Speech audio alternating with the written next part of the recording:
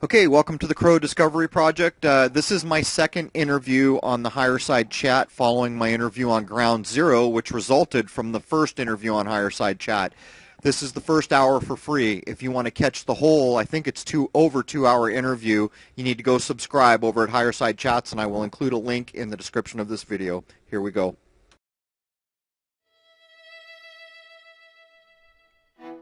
On the Higher Side Chats, we explore the world's deepest conspiracies, its mysteries, and the all-around fringe on a quest that can't be sponsored by anyone but the loyal listeners looking to take that ride.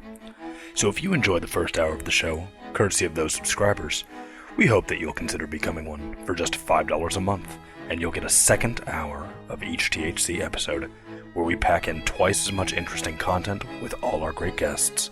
Just sign up on our members website at thehighersidechatsplus.com, and you'll have instant access to all the extended content since Plus began, an opportunity to make topics and guest suggestions, and your own custom RSS feed, where you'll hear the full 2-hour show in one convenient, uninterrupted file. And most importantly, you won't hear this repetitive reminder at the start of every show that listener-supported communities are the future of media and entertainment. And you want to be part of that future, don't you? Okay, welcome to the Crow Discovery Project. This is my second interview on the Higher Side Chat following my interview on Ground Zero, which resulted from the first interview on Higher Side Chat. This is the first hour for free. If you want to catch the whole, I think it's over 2-hour interview, you need to go subscribe over at Higher Side Chats, and I will include a link in the description of this video. Here we go.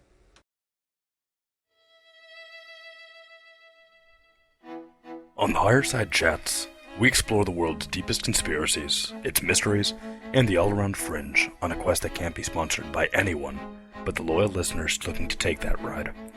So if you enjoy the first hour of the show, courtesy of those subscribers, we hope that you'll consider becoming one for just $5 a month, and you'll get a second hour of each THC episode, where we pack in twice as much interesting content with all our great guests. Just sign up on our members website at thehighersidechatsplus.com, and you'll have instant access to all the extended content since Plus began, an opportunity to make topics and guest suggestions, and your own custom RSS feed, where you'll hear the full 2-hour show in one convenient, uninterrupted file. And most importantly, you won't hear this repetitive reminder at the start of every show that listener-supported communities are the future of media and entertainment. And you want to be part of that future, don't you?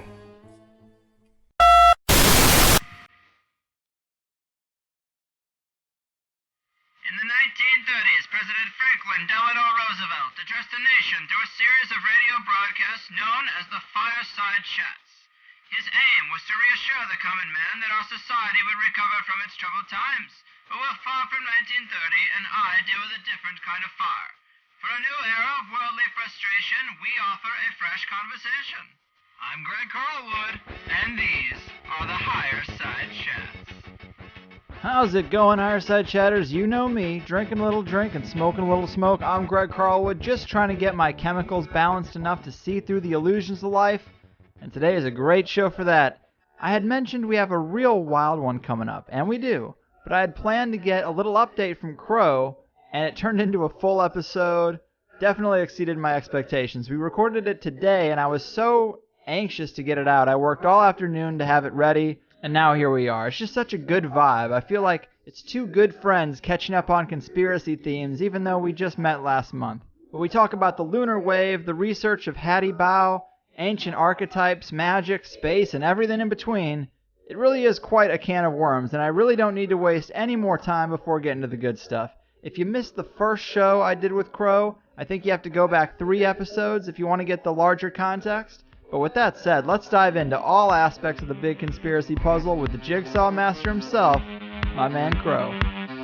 Sweet dreams to the elite. We're calling them out on THC, uncovering secrets and conspiracies. Everybody's looking for something. Some of them want to use you. Some of them want to get used by you. Some of them want to abuse you. Some of them want to be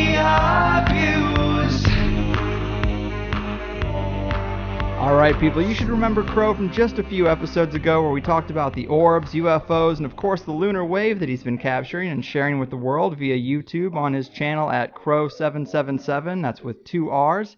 I thought it was a great show, and in the time since we've done that episode, some really interesting new information has surfaced, and today's the day after the equinox and the eclipse, which I thought would be another good reason to reconnect for a little update. So let's do it. Chroma Man, welcome back. Thanks for having me. Yeah, man, I really love the show we did. I get messages every day about it, and as you know, we had someone who listened to it. They called in and brought it up on Ground Zero with Clyde Lewis, and then 2 days later, boom, you were on there, and I love how that unfolded too. But seriously, it's got a lot of people talking, man. Yeah, that was pretty fortuitous because the way that went down, now that I can look back in hindsight, was that a caller that had seen your show called in, but he was a little bit off topic, which typically means he wouldn't get on the air. So a producer named Tracy forced him on the air, even though he was a bit off topic. And just by chance, that was the producer who I ended up talking to that got me on the show. So yeah, the whole thing, put it this way, the stars kind of aligned. Yeah, it's awesome. I like to see the new attention that's getting paid to you. You had 20,000 subscribers or over before we even talked, but as far as interviews go, I think people are now hearing you instead of just seeing the lunar wave, and they're very interested in the stuff you have to say. But, last night I couldn't even see the supermoon, and we hear a lot about how the elite like to coordinate events with these types of lunar cycles, but the news seems pretty quiet today from as far as I can tell. Did anything in this 24-hour period of the eclipse and the equinox lining up, did anything strike you as interesting? Yeah, of course, because I know what I know about what we're looking at and have looked at for so long, assuming that these things are as we have been told they are. They are not as we have been told. I demonstrated that in clips when there were lunar eclipses last year. Right around the equinox. I think it was March 14. And again, we saw these weird numbers. It was like, maybe it was April 14 or something was the date. But anyhow, to address the one we just had, first of all, it's a new moon, which means it's blacked out from its position. And whether you want to buy into how all that works or not, the point is the face we see is not lit. So it's very close to the sun or in the glare of the moon. And since the moon should be the same size as the sun because of this bizarre system we see, I replicated that circle, changed the color, put one circle around the sun, one around the moon, and you do, in fact, see a perfectly round edge of the sun behind the moon. I'm sure a lot of people are going to come up with Einstein's lensing and all these other things, but for my money, that's not what's going on here. And I think we have enough reports of a transparent moon reported that have been stifled over the years, even people defamed, that I am truly convinced that if we all go out and pay attention during these eclipses, shoot in UV, IR, or even just visible light, that we will see things that, frankly, we couldn't imagine. Yeah, I watched those clips. They are so fascinating, and it's so odd to think that you could see stars through the moon or you can see the sun through it during the eclipse, because we're told it's a solid rock, a giant ball of rock, and that's clearly can't be the case if we're seeing things through it. That's right. And so, in a vacuum with just that information, I think it's going to be common human sense to argue that something else is going on. But with everything else that we've come to know recently, and I've come to know more than I've got on film, and that's problematic because if you say these things, people think you're pushing an agenda if you don't have something to back it up with. So while I keep these things to myself, I understand what it all means, or I'm beginning to understand what it all means. And, that it's not a rock that you're looking at up there. That's all there is to it. We've been lied to for a long time. And for people who understand the deception on a massive level that we see down here with like Sandy Hook, or those who have come to understand what 9/11 really was, nothing like we were told. The moon landings that are scientifically proven. There's a PhD out of Ukraine who's put up a parallax experiment on all the NASA images, and he's proven that he can show the mountain range behind these guys is a few hundred meters, not 5 kilometers. He shows all kinds of stuff, and it's backed by math and using the parallax method. Flat out, they faked it, and there's no getting away from that. When you understand the scope of the deception of our lives that we have grown up with, thinking that the world is one way, when in fact, it is not the way you have been told. You have to start to take the macro view. And what you will find, I believe, what I have found, is there's no edges to this. Look at Sandy Hook. That's a microscopic view. Look at any of these events that we see weekly now that are made up in the media. There's no edge to the deception. You look up to the stars, you're still looking at the same ball of wax. And that's where I'm at. Yeah, man, the illusion is everywhere. And on top of yesterday's clip, you've put up several new videos since we last talked. One of them was Shadowcraft that looked pretty interesting. What's the deal with that one? So what I was questioning there was in reference to the Russian research from a man I believe is called Hadibal, and I'm probably mangling that in English. It may be something more like Kativ. I will just say Hadibal because I don't know how to better understand what was written in Russian. But he talks about these autonomous and some manned craft, the way he puts it. And let me preface all this by saying the part of that research that is important to me is what lines up perfectly with my research on the lunar wave. The rest of it is very interesting, and I will not discard it, but I can't vet it. But to get back to the shadow ships, Hadibal claims that there is a mostly autonomous system maintaining this illusion that is behind what I would call the lunar wave, and it's referred to as a hologram, but that's really not the right word. It's technology far beyond a hologram. But these ships, some of which apparently he claims are manned, I don't know about that, are called shadow ships, and it's because of the way they look. Now, if you go back through my hundreds of clips, or just under 200 clips, I'm not sure where I'm at actually, maybe 150, you will see many things filmed transiting the moon that fit this description. For a long time in the early days of filming, we wrote them off as birds. And as we got more experience and began to understand these things are in perfectly straight trajectories, and we'd filmed so many bats and birds, and frankly, there's not that many bats and birds in San Diego to film. It's not an every night event. But if you draw a straight line, you realize these are perfectly ruler straight trajectories these things are on. They're some kind of an object. And so I'm questioning if what I'm picking up is what Hadibal is referring to as the shadow ships. So that's the connection.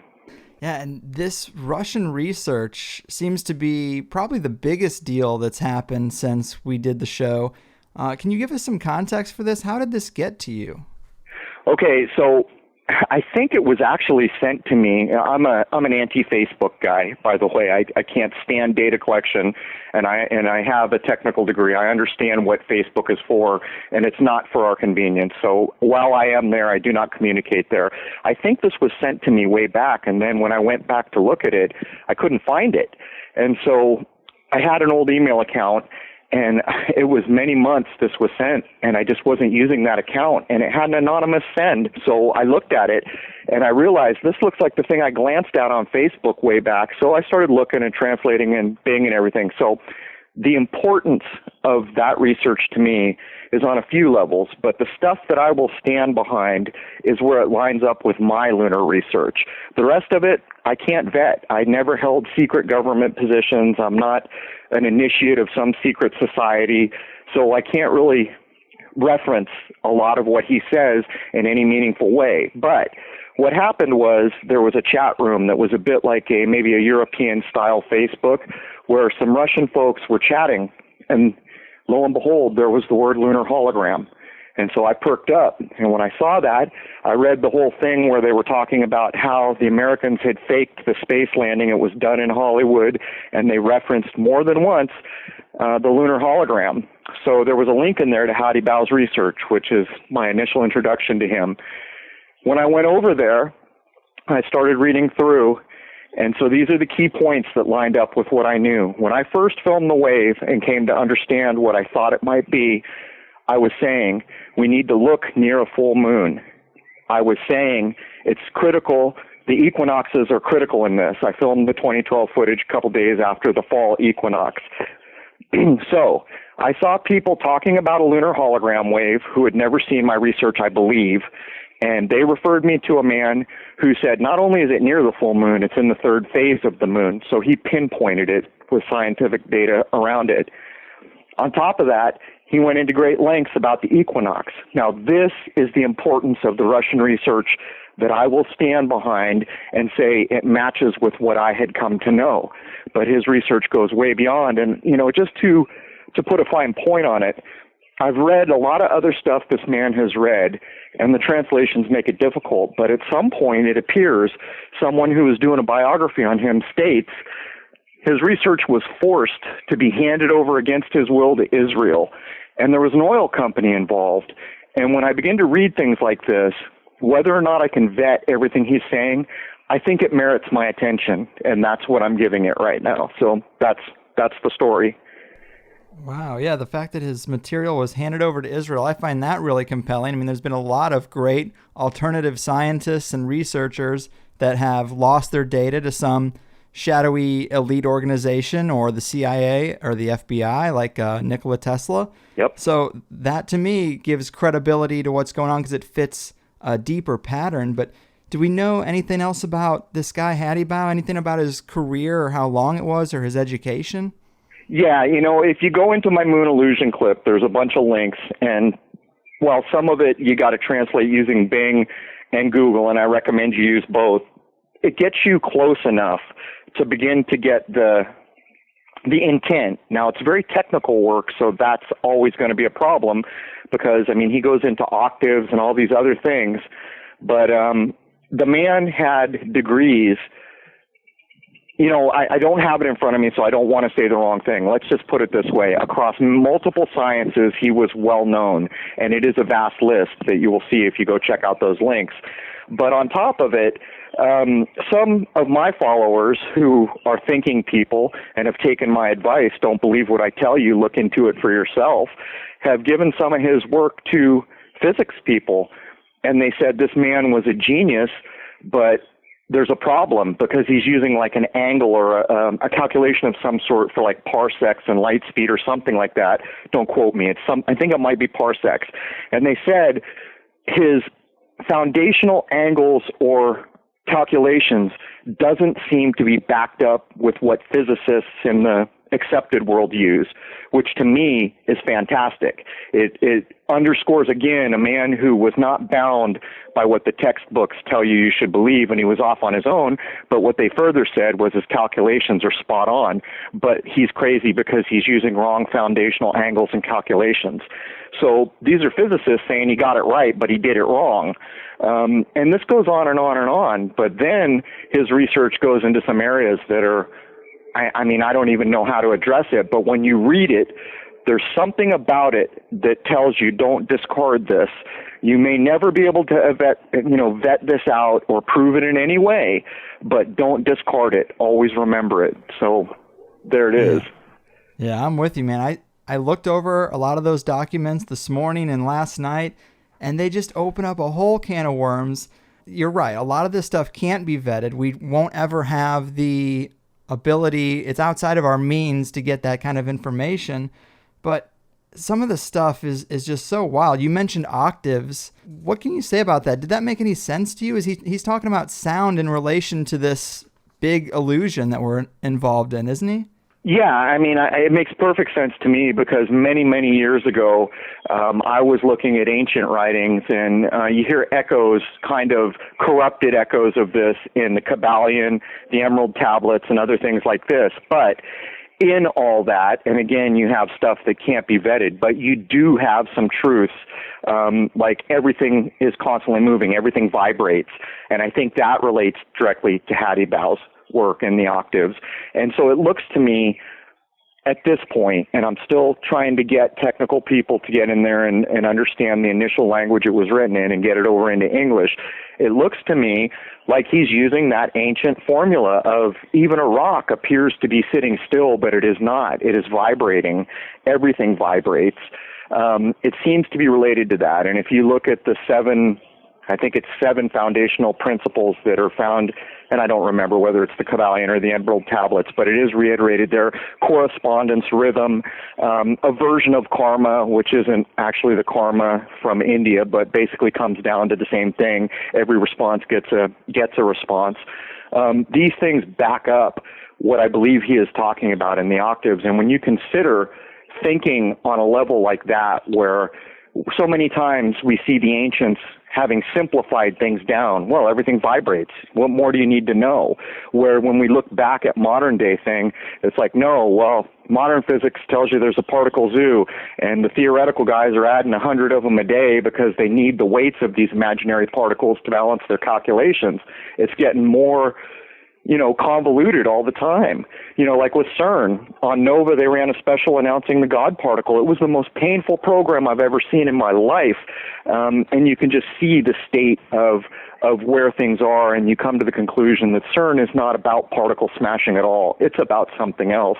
But to get back to Hattie Bow and the octaves, I see a direct correlation to what I'm familiar with in ancient laws that are foundational to everything we know about where we live. Yeah, man, I agree with you. That stuff comes up on the show all the time. The sound and frequency as it relates to all this other material. Again, there doesn't seem to be any seams in this illusion. It's everywhere, and it crosses many different topics. But another thing I saw in this research is he says that Easter is really important and the equinox is important. And I thought that, of course, should be brought up because we just dealt with it. We just had it.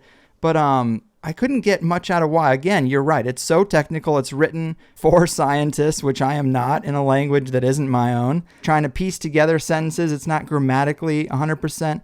But what does it seem like, or what's the reasoning behind why he says Easter and the equinox seems to be so important? Okay, so this is another area of what I read of Hattie Bow that I had come to know, and my past clips back me up.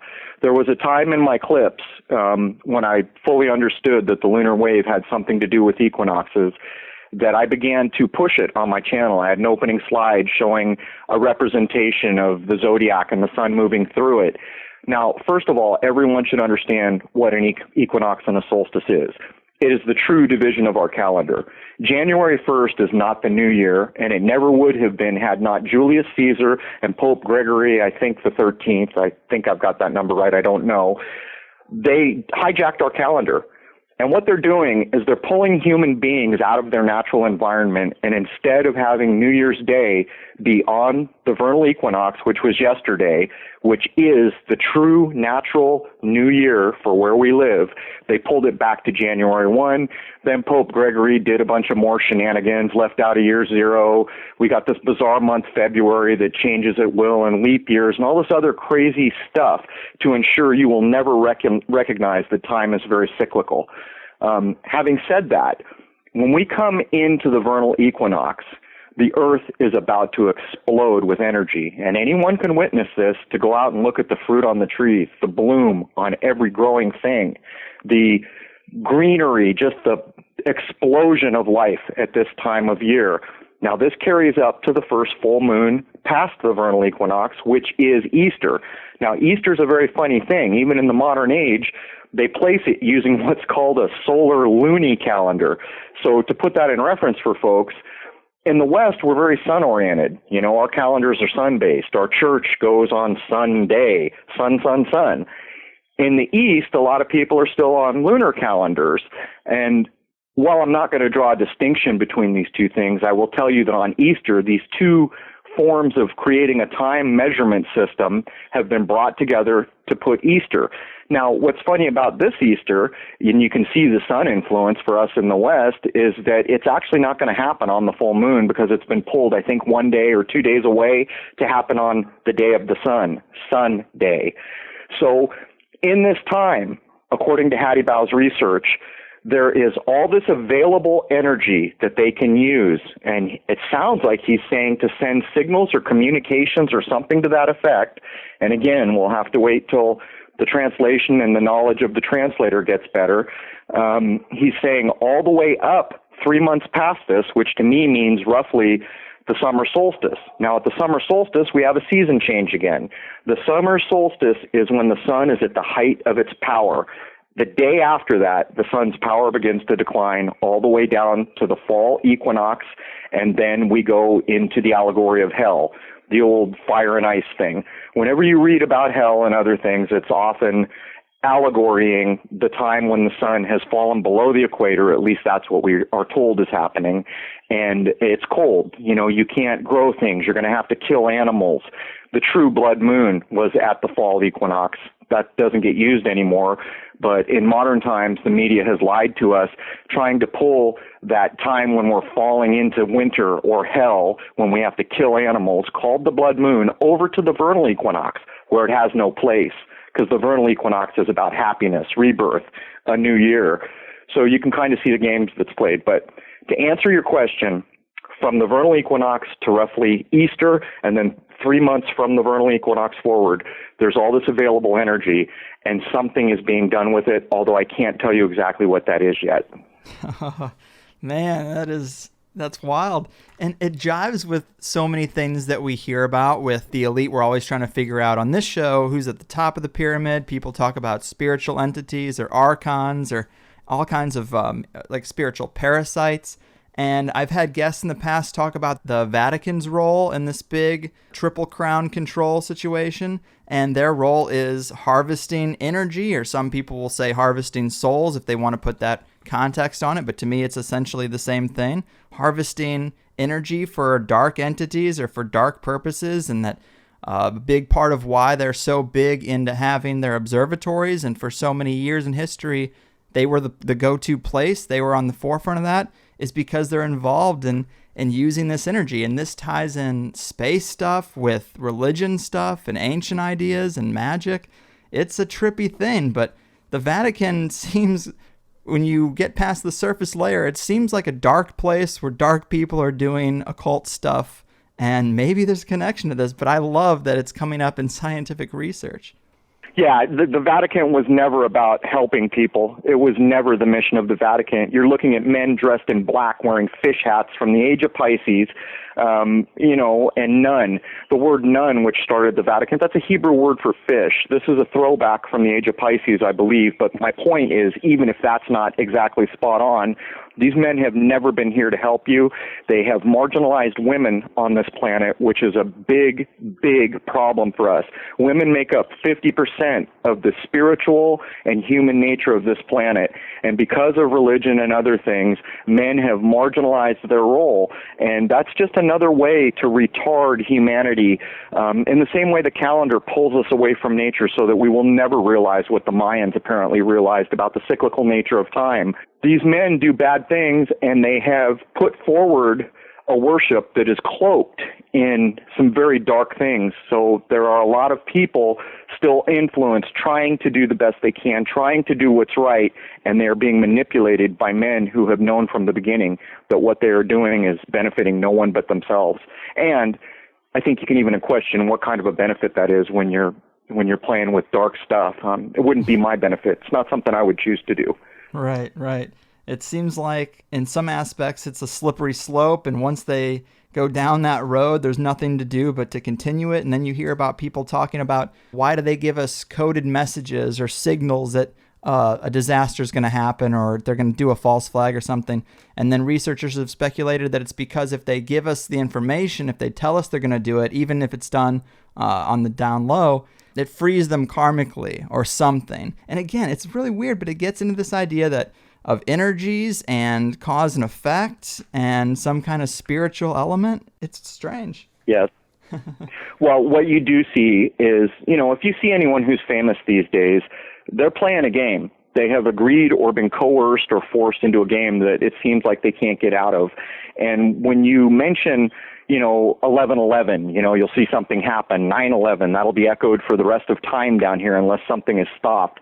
You're looking at a system, and this system doesn't stop in the border of California or the border of England, right, or anywhere on this planet. It goes all the way up to everything we can see, and it is a system that has been timed. There will be events that happen that were timed long before they happen.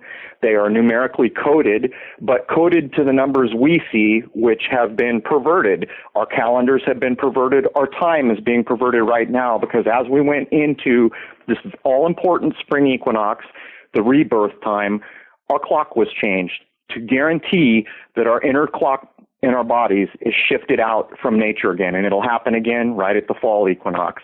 All these efforts are designed to control us and to keep us basically in a form of retardation to not be able to realize our human potential. And our human potential is vast. And it scares the crap out of them. But when you consider the system, you can almost visualize it like everything's like a computer program, and there's going to be a calendar alert. In 2 days, there's going to be a false flag in New York at this time, in this city, with this name, at this specific time of the day. And then as soon as it happens, all these other alerts are created saying that we've got to maintain this lie. Like the NASA moonshot. That's a lie that has to get maintained till the end of time. And so how does that get done? And the only conclusion you can draw is that there is literally a massive system, probably a supercomputer involved, or something of that nature, that basically, like we open Outlook in the morning, it says you got a meeting today.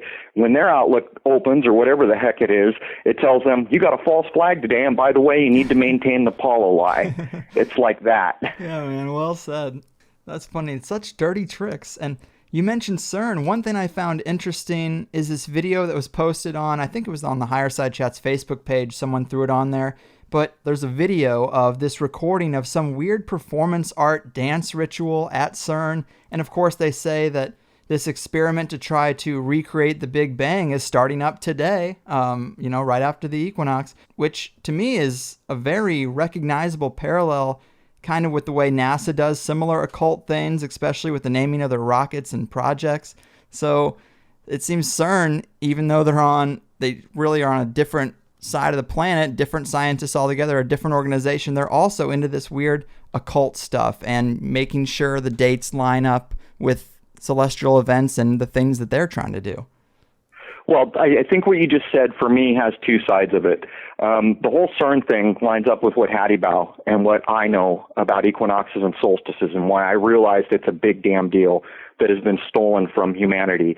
There's all this available energy, and lo and behold, CERN's firing up. Well, let me tell you something. The God particle, the Higgs boson, that is a sham. That is a cover, and they have diluted physics to the point where a science that should be simplifying to that one elegant equation, which would be the goal, I believe, is now run by theorists who have complicated it to a point where it's ridiculous. CERN is doing something else, and we see it firing up to make the Big Bang that supposedly created all this at the equinox with all this available energy. What's going on there? We can speculate all day, but in my mind, there is no doubt whatsoever that what Hattie Bow was trying to tell us people that aren't quite as brilliant as he is, that this time of the year matters, and there is a lot of energy available. Now, to address the occult practices, what you're seeing is the whole humanity been told, pagans are bad people, the ancient people were stupid, they couldn't think like we did, but yet they are demonstrating in everything they do that the ancient people better understood the systems of this planet, using the Mayans as an example and understanding that their calendar to this day is more accurate than anything we're using. They are using those old ways, but it should be completely put out front that they're tools of understanding for the environment we are in right now, and you can misuse them or you can use them. Now, I feel that what they are hiding is my birthright, and I feel if I had that knowledge, I would try to benefit fellow human beings and animals and anything I could to try to undo this just age of deception we find ourselves in. But what I see them doing is the opposite. So what happens is people say, oh, look, they're doing bad things. That's a bad thing they're doing. I would say no. What they are doing is taking your birthright and misusing it to ensure you remain in prison and disconnected from nature. Yeah, man, I think you were touching on something that's really an important point with this idea of complicating things just to get people all screwed up. A friend of mine and I were just talking about this, controlling people through ambiguity, whether it's laws or taxes or economics or the calendar itself and quantum physics and building codes and health codes. You make things so complex that the average person can't even really get involved, and then they have to look at authority for the answers. And it creates this situation where you can bend the laws, or you can always find a law or a tax thing that someone is avoiding. And if you want to really screw someone, you can just use that ambiguity, the fact that it is so complex, to exercise your authority. And it applies to almost every aspect of society and science and beyond. Well, this is the system. I mean, when you go into a court, you're walking on to the bridge of a ship. You're being forced into basically admiralty or pirate law. And when you look at that man up there in the black robe, he is the magistrate, magi. He's performing magic on you. Mm-hmm. And what he is doing is ensuring that your potential as a human being will be squished like a bug under a boot. You don't need that man to tell you what you can do or what's allowed or what's permissible. You're a human being who has within you power that can be cultivated to a level that scares the crap out of these people, and you're just looking at another edge to the system that you cannot define, because everything is the system. Well said, man. And to bring this back to some of this Russian material, another thing he talks about in there is that the moon is related to a hidden control system, and he mentions, the translation I was reading mentions some kind of connection to the sun as well, like a sun-moon control system. Have you gotten into the aspects of the sun at all to this thing? Well, those of us who look at the deceptions of our time, a lot of us come to the conclusion that there's a 33 club, the number 3, 33, 333, 33333, the Father, the Son, the Holy Ghost. I mean, it goes everywhere, how important the number 3 is. Now, I am not bashing religion. That's not what I do. Everyone, in my opinion, is free to worship as they choose. It's your right. What I am saying is there's clearly something very important about the number 3. And he claims that there were originally 3 moons. And again, these are things that I will never be able to vet, I don't believe. He said there were 3 moons, 2 of which were destroyed. And it seems like he's saying they were destroyed because someone had figured out something about the system of control in place. Now, the funny thing about that is if you say, okay, we had 3 moons, now we got 1, to get back to the number 3, you grab a sun and an earth, and you're back to 3. According to what I think he is saying, there is some direct connection between the sun and moon. He further says that the moon is emitting or reflecting no sunlight. He claims there is an outer surface and an inner surface, which relates directly to my lunar wave theory. The outer surface that we see is, while you can say hologram, illusion, whatever you want, it's not the right words, but it's not a ball of rock that you're looking at. But there's apparently, according to him, something behind it that is akin to a control center, and it seems like he's referencing something to do with a black cube, which we've heard endlessly for those of us who began looking at the deceptions of our rulers down here. But having said all that, the octave thing starts to play into what you've brought up here, because there seems to be some kind of an octave frequency type thing between sun and moon, and yet the sun is generating its own light somehow, according to him. Now, again, I can't vet these things, but I certainly will not dismiss them. I will keep on it and try to understand what the man was trying to say with a lesser brain, because let's face it, if I have a feeling if he was in a room with Sheldon Cooper, Sheldon would be the stupid one. Yeah, man. And the black cube thing is interesting. We had that come up in a show I did about Saturn and the symbolism there. Apparently the One World Trade Tower that they've built in the footprint of the Twin Towers has a black cube there with a waterfall pouring over it. It also ties into the graduation cap, why we wear these square black hats. Really weird stuff, but it is so rooted, even in modern days. No one thinks about it. How many tens of thousands of kids are throwing on graduation caps and are just like, it's just a tradition. But it seems to be a lot deeper than just a tradition. It is. It's showing that everything that you've been taught in school is their system, what they want you to learn. And people are going to be upset with what I'm about to say. But at this point, the water is frickin' boiling down here. I will no longer pull my punches. I will say what I think is going on. I hope I help in doing that. If I come up wrong, I'll own that. I will own it wholesale. I'm trying to do what I think is best, and I think our time for having the ability to do anything about it is constantly diminishing, and I think we see that in just the overt disregard of even the false flags. They don't care anymore. If you look back to the 50s, this stuff was very couched and hidden to a very sleepy audience. Well, the audience ain't so sleepy anymore, and yet it hasn't become more hidden. It's become more overt.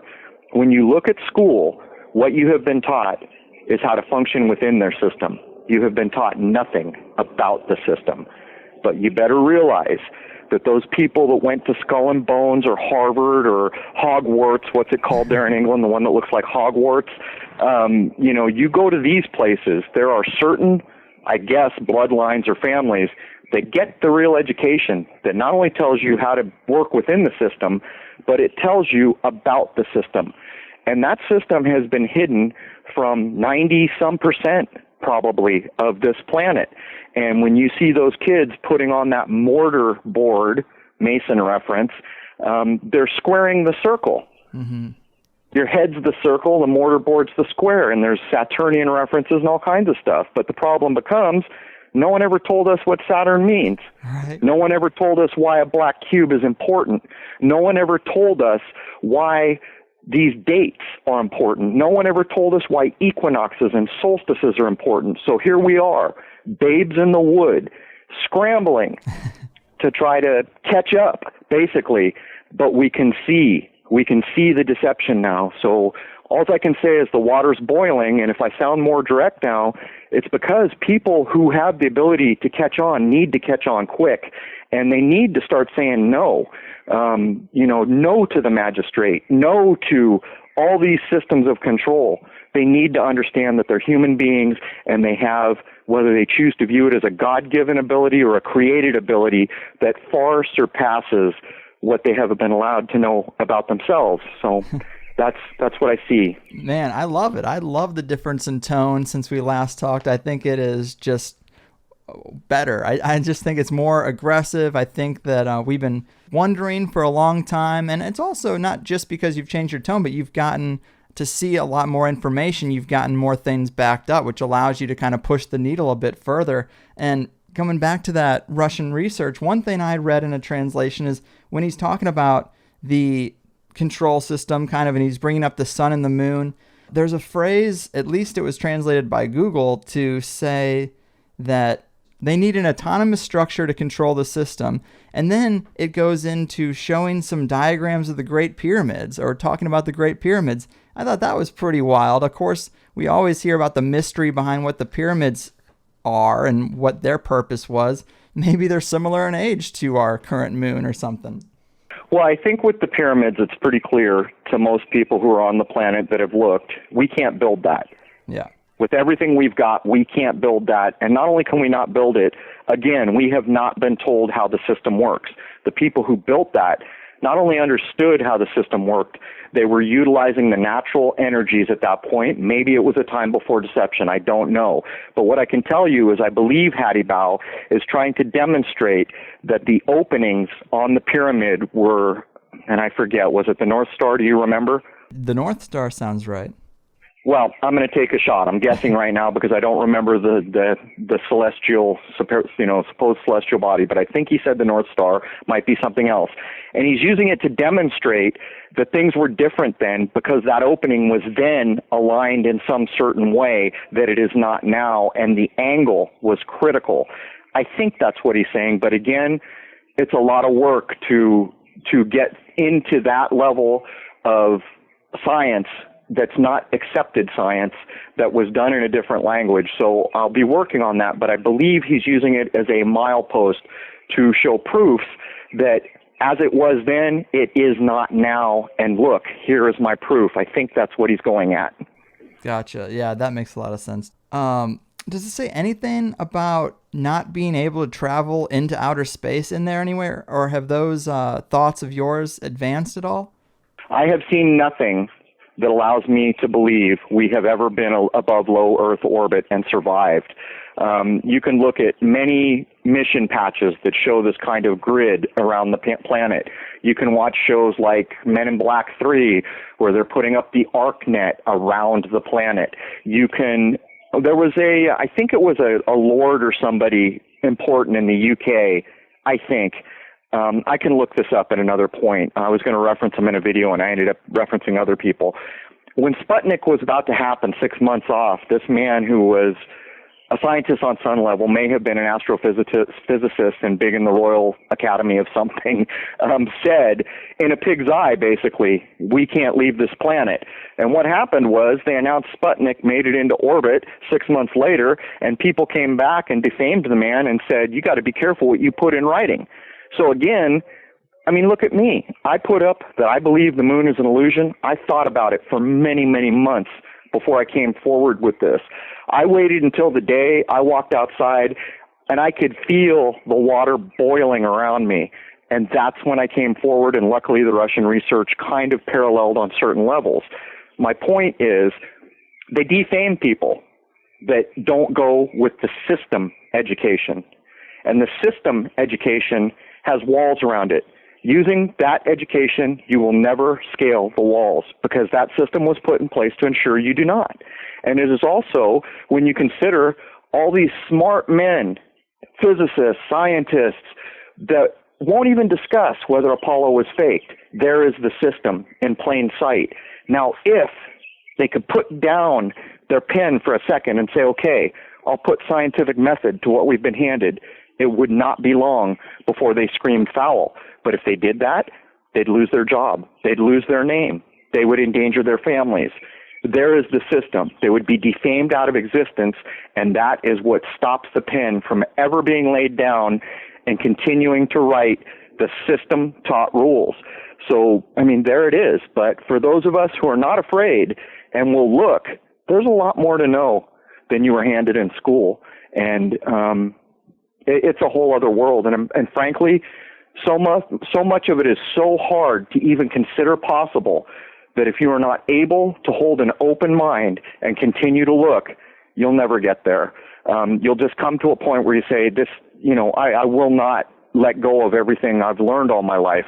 I will not just jump off a cliff like that. And what I would suggest is just keep an open mind. Just keep looking. Don't dismiss it. Just look. Don't believe it.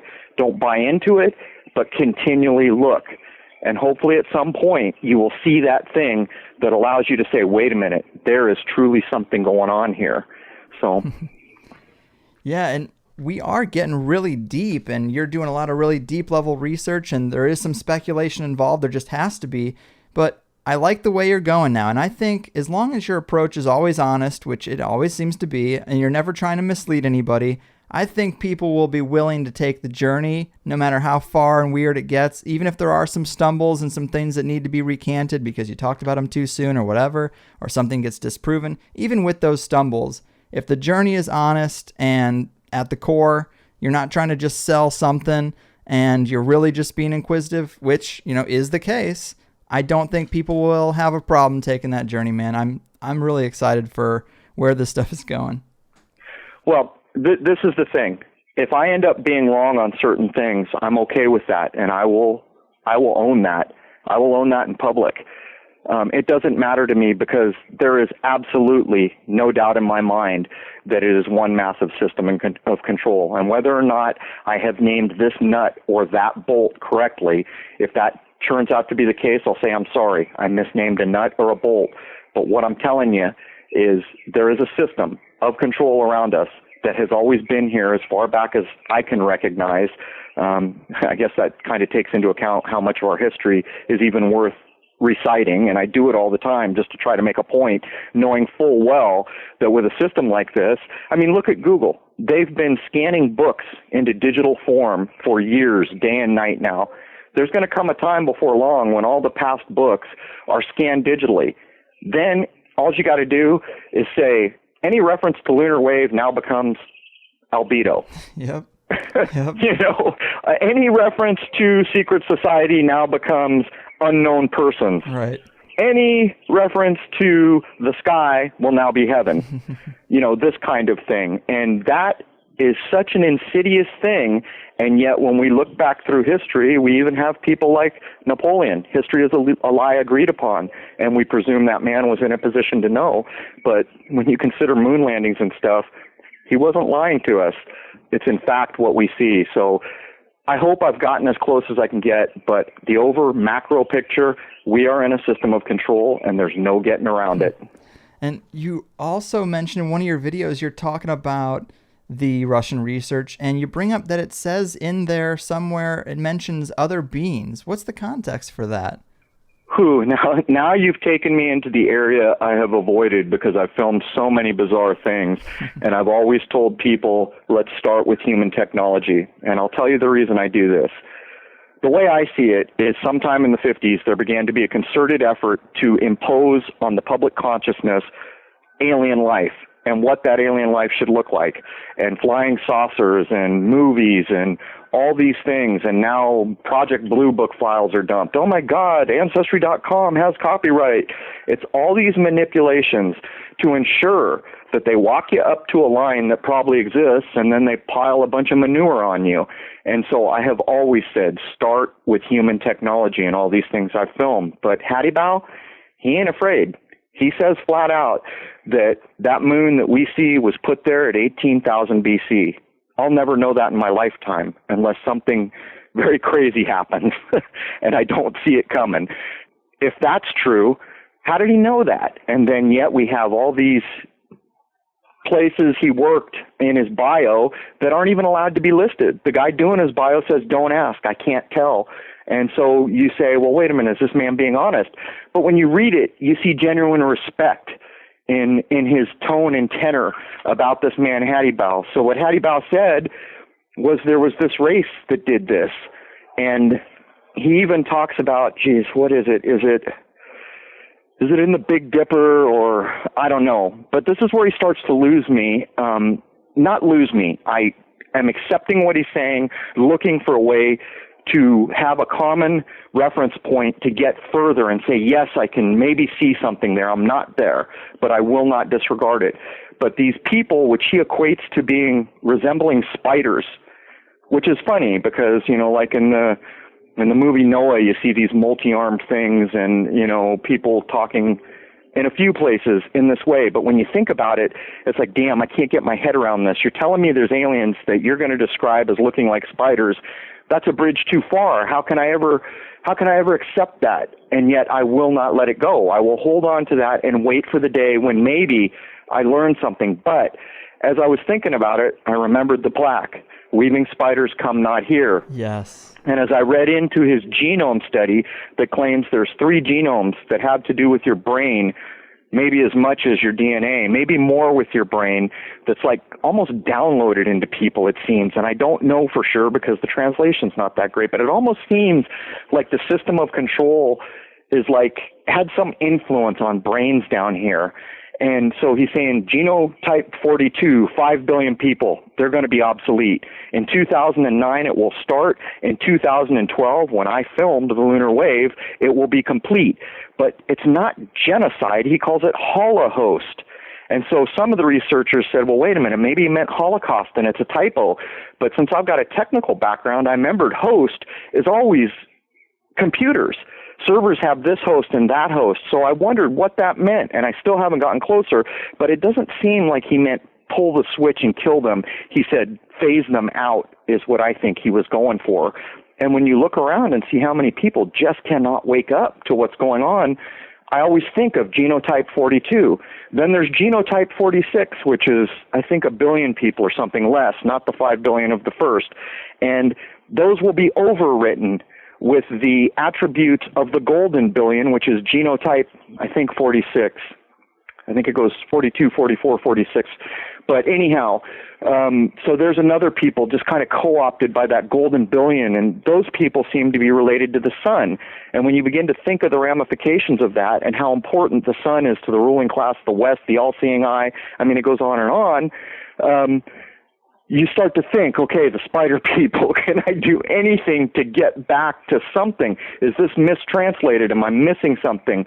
But he's saying, I believe, that the brains of the 5 billion that are going to be not let to go forward have this residue in their brains or in their makeup somehow of this supposed race that he described in this way, as do the next billion in line, which will be overwritten. And then there is this bizarre reference to Jewishness. And it's a work in progress. I've addressed it the best I can. I won't disregard it, but, I mean, listen to what I've just said. What do you do with all that? Oh, my God, man. You're blowing my mind. Oh, I just pulled out the cord of my headset. Yeah, I just pulled out the cord of my headset. Yeah, dude, I love this stuff, and man, it's so crazy. And I had planned to ask you about the weaving spiders come not here because, of course, for people who don't know, that is what it says on the emblem of Bohemian Grove on either the gates or the door above it, and it's a very weird thing to say. I have a t-shirt company on the side. I don't know if you and I have ever talked about it, but I have a shirt that is Bohemian Grove, and it's got like the big owl statue. And along the bottom, I had put on there, weaving spiders come out here, just because it's on there. I didn't know what it meant. But man. Think about this, though. Some people have brought up that may be the moon behind the owl, but in many references to the owl, you always see the moon behind him, another moon link. And in most cases, we're led to believe that's the great horned owl, which is Bubo virginianus. And everyone remembers Clash of the Titans, the original 80s movie, where the little owl that they electronically made or mechanically made is Bubo. Well, they're referencing that very same owl, Bubo virginianus. And then you have the Virgin. You got the reference to probably the fall equinox when the Virgin is in the sky. There's religious overtones. There's all these things that come. But I would point out what really began to stuck out once I said, well, what the hell's a weaving spider and why aren't they allowed here? And then I hearkened back to the genotypes. The two with the spider residue in their makeup or brain or whatever that means are going to get eliminated. And some bizarre Jewishness reference. And then on top of it, the moon. The moon is always in this imagery. And some claim that that's supposed to be a representation of the moon on that plaque. I don't know, but I just wanted to insert that because now we're back to the moon again. And I'll tell you, you see endless attributions and relationships and allegory between death and our moon and sleeping. The moon is about lunatics and sleeping as well. And, Scientologists claim there's a soul catcher zaps you with a gazillion bolts and sends you back down here without a memory, which is unnatural because human beings are supposed to be reborn with a memory. Go back to their house, go back, that's the claim. And when you think about these things, you think, yeah, why don't I know how I got here? Why don't I know how this planet got here? Why can't NASA tell me how the moon got there? Basically, we don't know jack. We're all wearing diapers. That's what it comes down to. And so, there it is. Well said. And I love that there's a Jewish reference. I don't obviously want to get racist or anything like that, but it's clear to anyone who dives into conspiracy material that ancient Jewish bloodlines have a place in the conspiracy world. It gets into what was going on with World War II. The Nazis were all into crazy occult stuff and secret knowledge, and then they have this problem with these people, and it gets very strange. But the more I'm getting into these topics and the deeper down the rabbit hole I like to go, I'm interested in these differences in race and where this all came from. And it isn't about one person being better than another. I'm just straight interested. And I think that people get a little uncomfortable when they talk about it sometimes, and maybe that's by design, but I just think it's fascinating stuff. And just seeing that reference in there is like opens a whole nother can of worms, man. Well, I mean, you and I, we look at a human being and we say that's a human being. We're not really concerned with what blood type they are, or their DNA, or their family name. But you better understand, brother, that the people running this joint are on a different frickin' page. They are very interested in who's got the O blood type, who's got the copper-based blood, who's got this family lineage, who's, that is in the game. And see, I don't look at it as, I see so many people saying Jewish people are bad. To me, a Jewish people is a fellow human being. We know that certain Jewish families apparently took over Hollywood and much of the media, but that is certain families.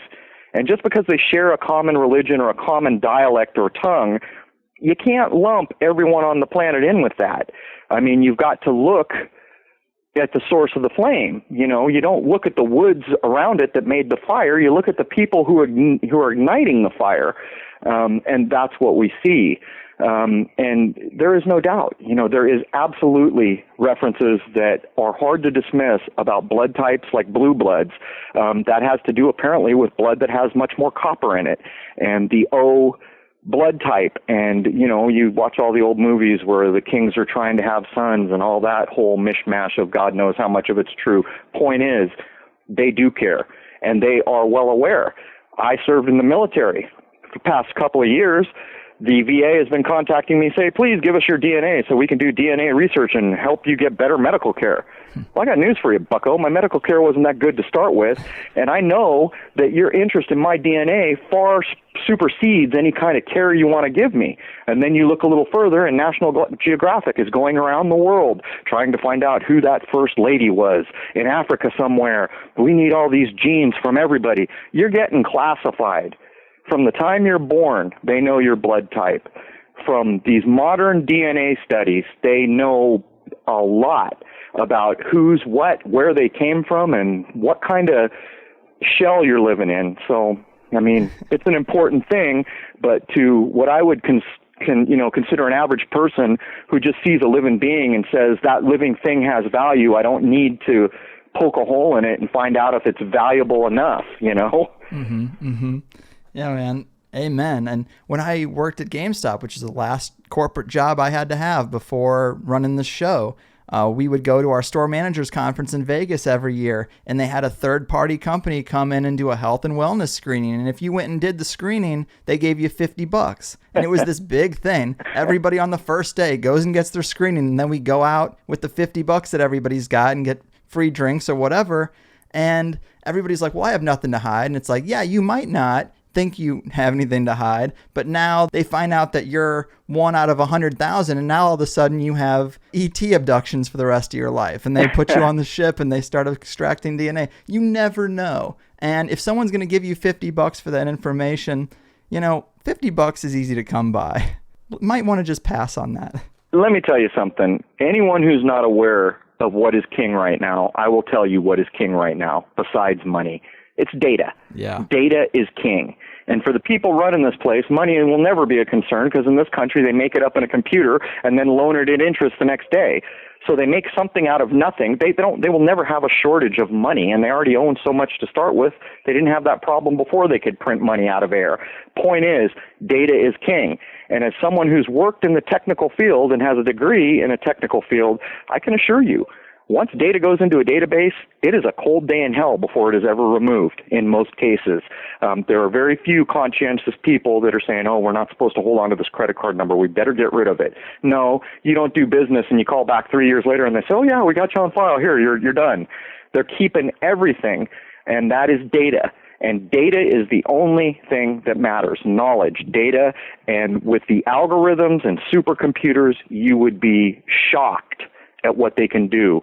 My first job out of school, getting my degree, they were doing what was called a data cube, and they could figure out if an internet ad was going to run better in a rainy town in Texas on a Wednesday if it was blue, red, or had a certain font based on disparate, information seemingly that doesn't even correlate with that, and that was way back in the 90s. So when you consider whatever a million-sided object is, not a cube, you've got to realize that it's quite possible that the average person who has let their data be taken from them on Facebook, credit cards, library cards, gas cards, grocery stores, they can use algorithms and data mining to say with a 90-something% certainty that this individual will die at this place of this cause on this day. Mm-hmm. You don't know that about yourself. So, there it is. Hold on to your damn data. It's yours. Yeah, man, I'm just loving this conversation. But man, Crow, another great time talking to you. What started as what was going to be just a little update is now a full show, which is great for me. It makes my job easier, but I really appreciate your time and everything. What's next in this saga? Well, some personal concerns immediately. As many know, I've been writing for, I guess, what passes for an online paper. At this point, I am forced to not be able to put any of myself into my writing. And many people who have followed me are dying to have a place where I can write in a public forum, like some place that has writers and articles. I'm really looking for a place that would let me write articles about the things that I think are important in good taste, not off the deep end of the swimming pool, but still addressing the things that I think are important. So that's my first concern. Secondarily, in terms of my work, we have just passed the equinox. I believe that portion of what Hattie Bow tried to tell me before he died in 2011 is true. I can see it with my own eyes, that the Earth is dumping tremendous amounts of energy. And then the adversary down here decided to fire up CERN to create a big bang, which we were told is what created this place. Now, the irony, I guess we touched on, what if these guys are trying to break free from something? That would be a true irony. But in the interim, we're not being treated very well, and we're not being honestly dealt with. So that will be my goal. And I have reached a point where I feel like my feet are standing in a pan of boiling water, and I fear for everybody, because the game is rigged, and we don't even not just have a good hand, we don't have any hand. My main thing is to hopefully allow people to think about what's being said and consider it, and try to go out with their own personal experience and see if there's any value in what's being said. And that's all we can do as human beings. There it is. Right on. And as far as writing goes, of course, I would always offer you my site, but my site is just not really geared for that. It's all about RSS feeds with podcasts. And so there can be someone who's the most enthusiastic listener ever, and they listen to it every week, every time a show comes up, but never go to my website because of the nature of podcatchers and RSS feeds. But maybe I can work on some connections, or maybe somebody out there in the conspiracy community with a much bigger platform for the written word could help you out, because I think that anybody would be foolish not to. If they have authors writing on their site and it's a typical part of their model, I think you'd be a great fit in any alternative media. And it's a shame that your employer might not see it that way, because they're going to shackle you down into maybe boring material when you've got this whole Pandora's box of amazing stuff that people are wanting to read, but they won't commit because they're corporate. It's a little sad, but hopefully someone out there can help you on that. There's kind of a dub. See, with the Examiner, it's how I'm making my money to survive, and now it's just something other than, I set out to do one thing, and what I found is, that system exists to do what it does, and it's not. So what I'm trying to do is be able to bring what I've been able to gather in my lifetime to a place that's interested in basically hiring me as a writer, a journalist of some sort, or I don't know if op-ed would be a better description of that, whatever you want to call it. Yeah. That's my main problem. And at the other job, it's just regurgitating the news it's abhorrent. So, I hear you, man. But we've got to survive. I mean, if you can't pay your bills, you can't do research. Right. Man, so anyone listening out there, if you enjoy what Crow is doing as much as I do, consider some type of contribution. If you don't have a monetary contribution, at least share the show with a bunch of people so that maybe other people do, and they will be motivated to contribute, because we got to keep them going. And this is just awesome, man. We really touched on so much more than just space, and I think that makes it even better. Any plans for the rest of your lunar research, video research? Yeah, I have some direction, but here's the problem. We are constantly stymied by weather here, to the point where there are times when we set up in a blue sky and 45 minutes later we can't see a thing. So what I'm choosing to do now is I'll be changing my locations by hundreds of miles in some cases, and not announcing where I have shot, when I will shoot, and see if there's anything to it. Because coincidence is one thing, and I don't believe in coincidence, but sometimes it gets a little ridiculous, where you come outside and you can see everything, and you set up and get tuned in, and you look up, you're all, what the heck just happened? So the chem planes are always flying, and we'll see if there's anything to this. That's my plan. I'm going to jump on the donkey's back and change my location. Right on. Well, man, we got to keep in touch. I love doing this. I think you're really onto something, and more people seem to be contributing to this area of research, and I'd like to see it increase. So I'm so psyched to see where it goes. Thanks again, man. Keep up the great work, and be careful out there. Cheers. Thanks for having me. Man, there we go. I loved it. I think our second show is even better than the first one, maybe the deepest episode yet, and we're getting pretty comfortable now, so that makes the whole show flow better. And for people who are curious about the Plus show, oh God, we talked more about the importance of the equinox, CERN, the Vatican, magic, language, Bohemian Grove, owl symbolism, some interesting threads about ancient bloodlines and blood types, Stanley Kubrick, Saturn symbolism, and the idea that it might have been our original sun. Other strange models of our ancient past and solar system, catching NASA in more lies, the fact that the images of the planets we hold dear are not photos but are just CGI models, yet we know them so well and have a hard time picturing that they could be different from what's in our heads or even not there at all. But we also get into why these names might match the names of mythological gods or ancient archetypes like Saturn and Jupiter. Maybe there's a deeper reason there. And it is a Pandora's box of conspiracy goodness, all revolving, no pun intended, around the lunar wave and this Russian research from Hattibau. We also talk about how both of us have fans trying to get us into the concave or flat Earth models. We talk about disinfo and people trying to feed us bad material and how it's even happened on THC. It's a bit funny, actually, because I feel safer opening up about that a little bit with the restricted access. It can't get heard by anybody and then plastered places to start drama. And it's not about the money or trying to hold things back for people who are paying, but it's just about that one layer of restricted access allows me to say a little bit more. And that happened today, as well as some deeper details about Crrow's experience on Ground Zero. We were all over the place, and I think it's well worth the price of admission, but one aspect I really liked about this one, and conspiracy enthusiasts might know what I'm talking about, but this episode hits on that really exciting and beautiful conversation you might have when you're first meeting another person who's hip to the scene and into conspiratorial stuff, and you're feeling each other out, usually just getting a wild fury of back and forth nuggets of knowledge and ideas. Well, have you seen this? Well, what do you think about that?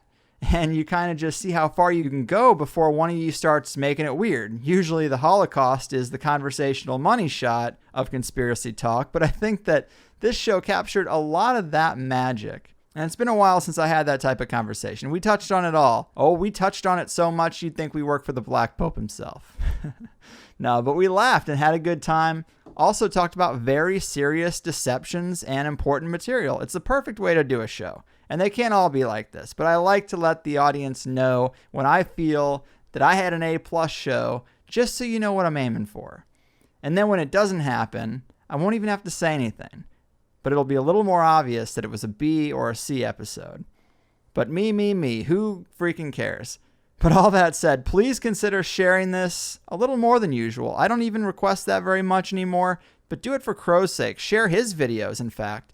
I think he still makes a little bit of money from AdSense, I believe. They've kicked me off, but hopefully he still does get something from that. But we have to keep him in the game. Hell, if subscriptions pick up just a little bit for me, I might hire him myself as a blogger. I think that could be awesome, but I don't know that I'm quite there yet. Although coming off the spring equinox, maybe it's the perfect time for a new chapter, a new evolution of this whole thing. I don't know. We'll see what unfolds. But until then, I've done about all I can do. Big thanks to Crrow once again. We're getting closer every day. But it's your move, Spider Beans of the Big Bamboozle. Your frickin' move. Sweet dreams to the elite. We're calling them out on THC. Uncovering secrets and conspiracies. Everybody's looking for something. Some of them want to use you. Some of them want to get used by you. Some of them want to abuse you. Some of them want to be abused.